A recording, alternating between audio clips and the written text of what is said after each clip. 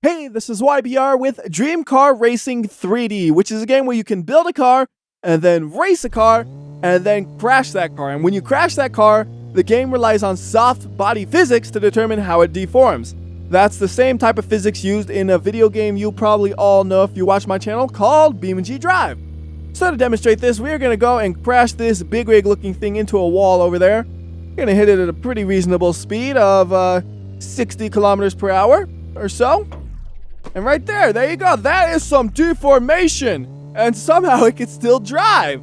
It looks so funny. It almost looks like it went from an American truck to a European truck. Oh, apparently though, that initial crash did something a little wacky to my rear suspension because I have totally lost my rear wheels. They're just gone except for one of them. Like, I mean, yeah, they're technically there, but they're pointed in the wrong direction. And my front wheels are kind of giving up too. So we'll go ahead and reset this thing and we're going to crash it again. We got a few different things we can crash into on this map. Now, this map is from the community workshop, but it's made by the same guy who makes the game. So you can basically consider this map and this vehicle to be official vehicles. They just don't come with the game. Now, there are some vehicles that do deform and some that don't deform. I made sure I specifically chose one that does deform so you can see it happening. And right here, I kind of messed this one up because there's nothing to crash into at the end of this. So instead, we're just going to try to bash it into the wall a little bit. And then stop. Oh, there we go. There's an invisible wall. Okay, that works great. So that was a little bit faster than the first crash. And again, a huge amount of damage to this thing. We can bring it all the way back to where we started, though. And we're going to try to crash test this thing again. We're going to go over here this time. Whoa. Popping it up on two wheels. And oh, well, I guess it's not up on two wheels because of how many wheels this thing has on the left side.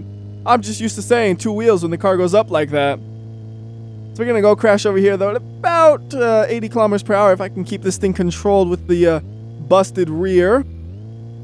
Well, I haven't been able to accelerate much, so it's about 70 kilometers per hour.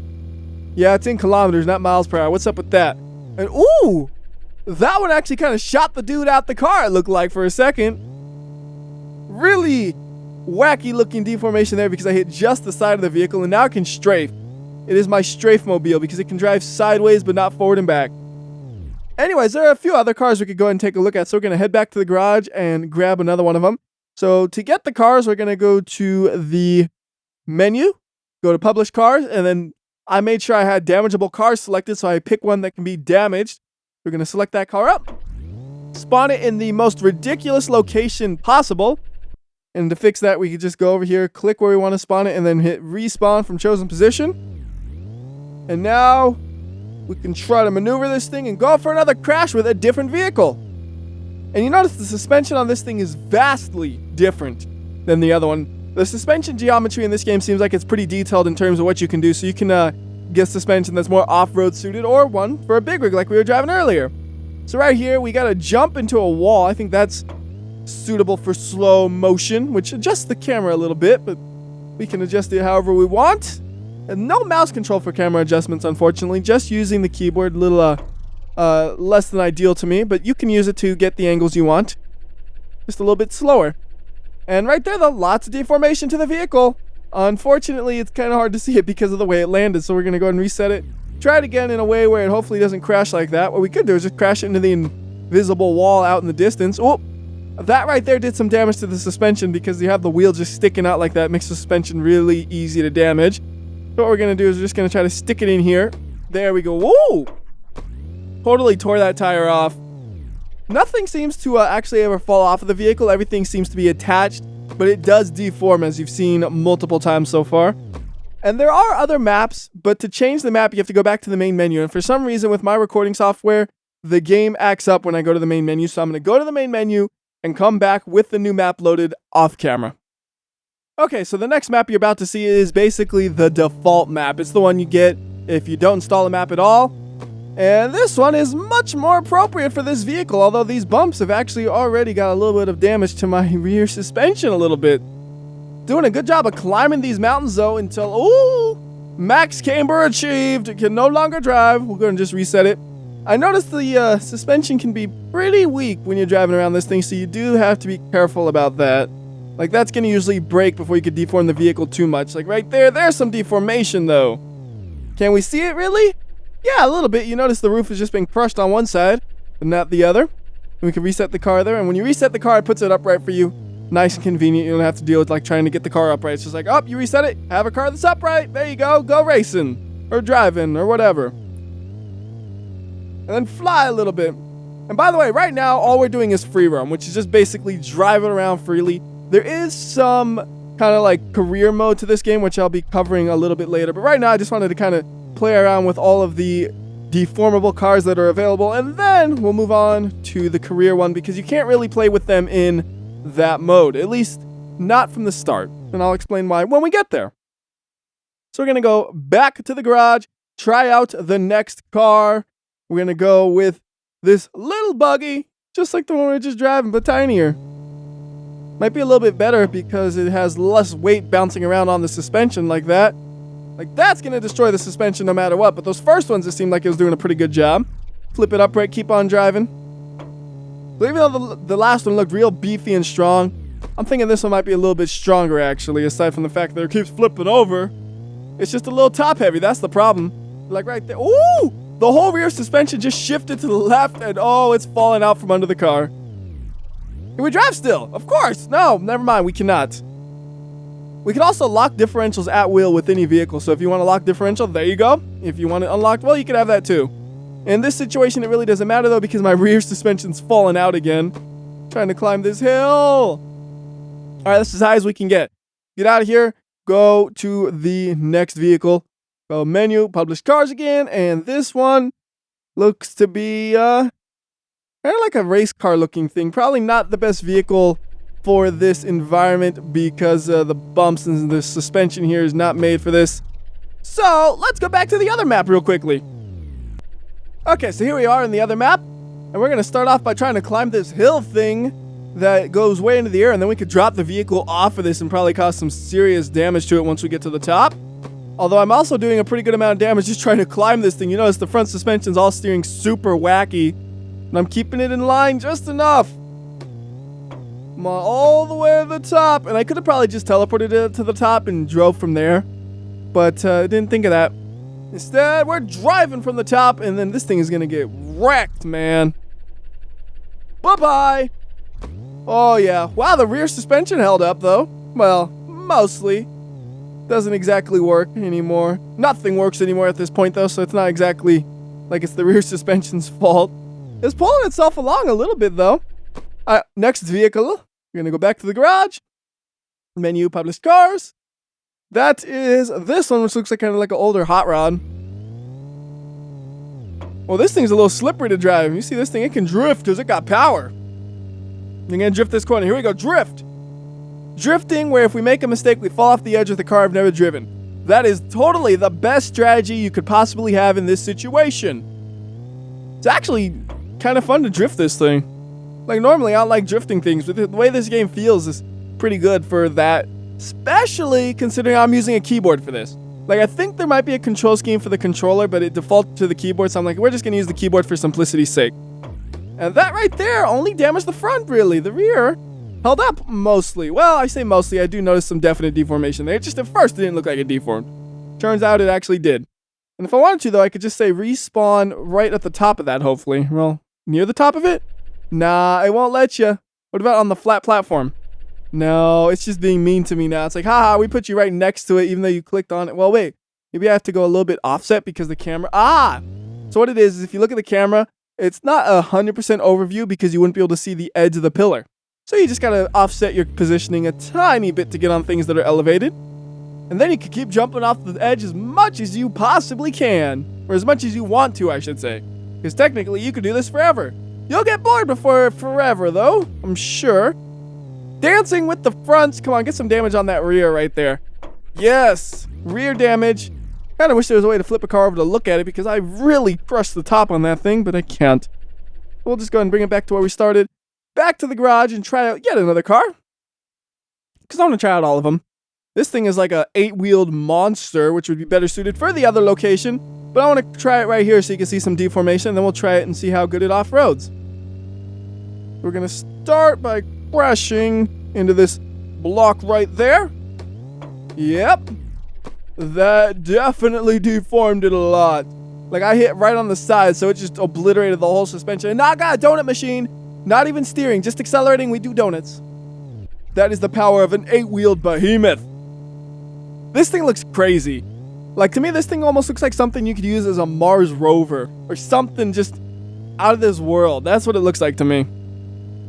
So we're going to go ahead and crash this thing again into that wall, going 120 plus kilometers per hour. Should be doing a lot of damage to it. And we're going to go ahead and throw some slow-mo on this thing so you can see it happening. And I mean the invisible one, because I like that one because you could really see the deformation happening. Yeah, this thing, the crumple zone is your face. Just right into the wall, and your head goes right into it too. Alright, go ahead and pull out the next vehicle we're going to be taking a look at. Probably don't need to really show the click, click, click, but oh well. Did I show off this one yet? Don't think so. I've been going in order, haven't I? So this one's actually suited for this environment. I know I said I would take the other one to the other environment. I will. I just don't want to be bouncing back and forth between the maps so much. Oh no! Right there when I tapped that rear wheel, that ruined its ability to steer. And ruined its ability to do anything now. Go ahead and try another crash on this one.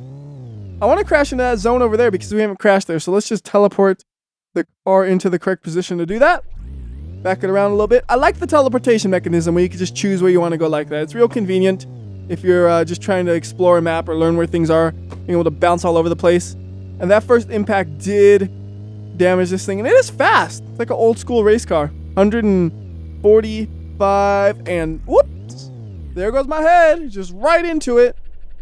Wait, back it out. Now it's stuck and crushed. You can see the part that was crushed. It's even flatter than it was before. If we respawn it up, you see that was more blocky. Now it's flat. Next car up. Gonna be, I think they got 2 left. Yep, this one. Also kind of looks like some sort of lunar rover or something. And whoops, that's not where I want to be. Nice thing about the teleportation. Spawn in a bad spot, just fix it. Kind of like a mix between a buggy and a lunar rover to me. That's what this one looks like. So we're going to go ahead and just pop off this edge, do a 360 and stick the landing. Yes. I mean, I stuck it. The suspension just could not take such a huge impact, as you would expect.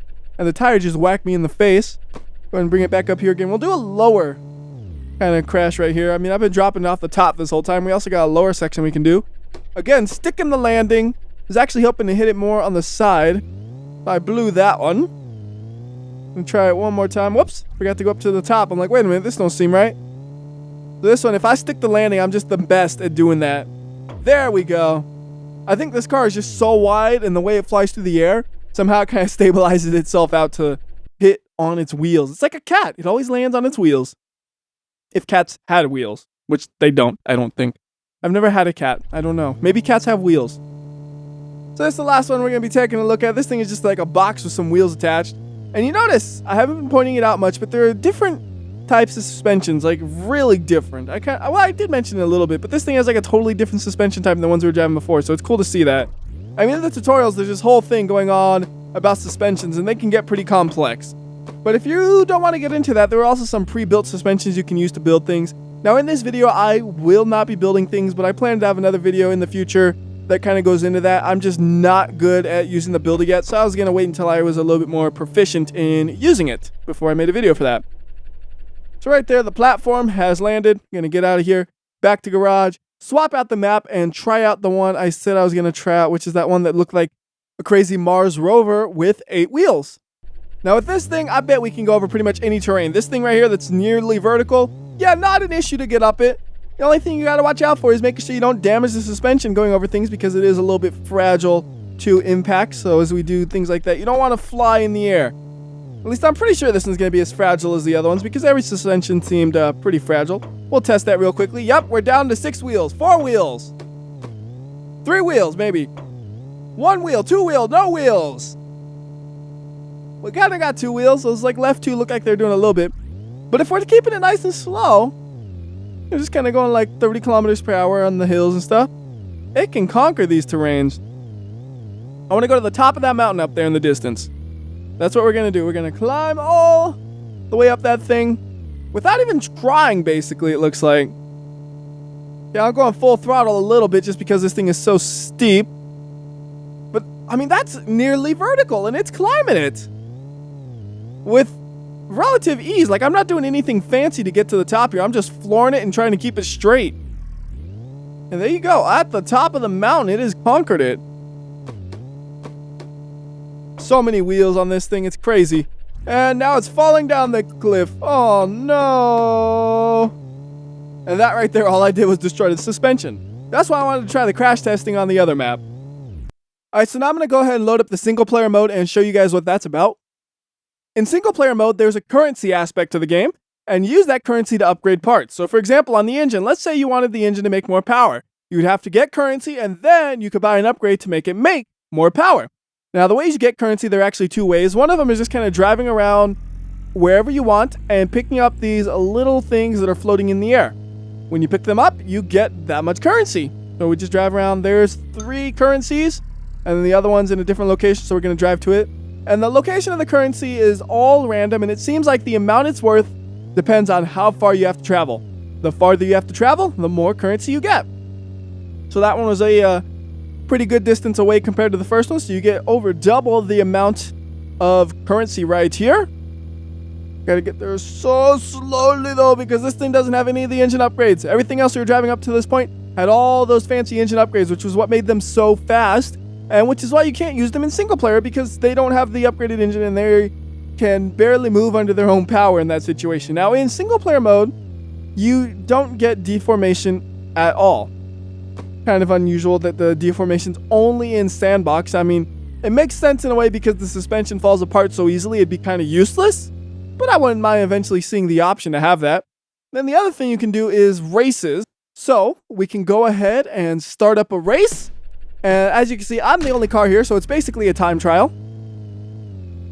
And there are these little cars on the ground, and you're basically racing against a time trial, and those little cars are there to show you what the time you have to beat is and how much money you get for beating that time. So if I get first place, I get an extra 66 currency bonus, I believe it is.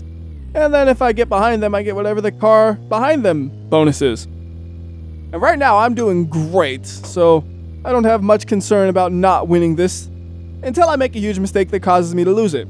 And it appears the actual course that you drive on is randomly generated, so it's going to be different every time. And I just realized this game picks up the mouse cursor while I'm driving. It doesn't actually automatically disappear, so that means a lot of the time, probably while playing, the mouse cursor was sitting on the screen and I didn't notice it because somehow I was completely oblivious to that.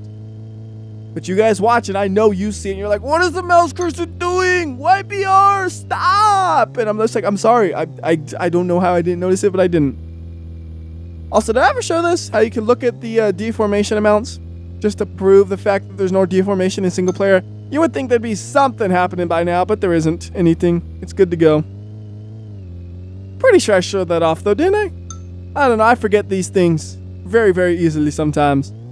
Like, I'm super forgetful and super oblivious to things right now.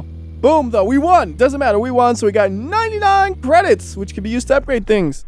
So I plan to do a few more videos for this game. Haven't exactly decided on a number yet.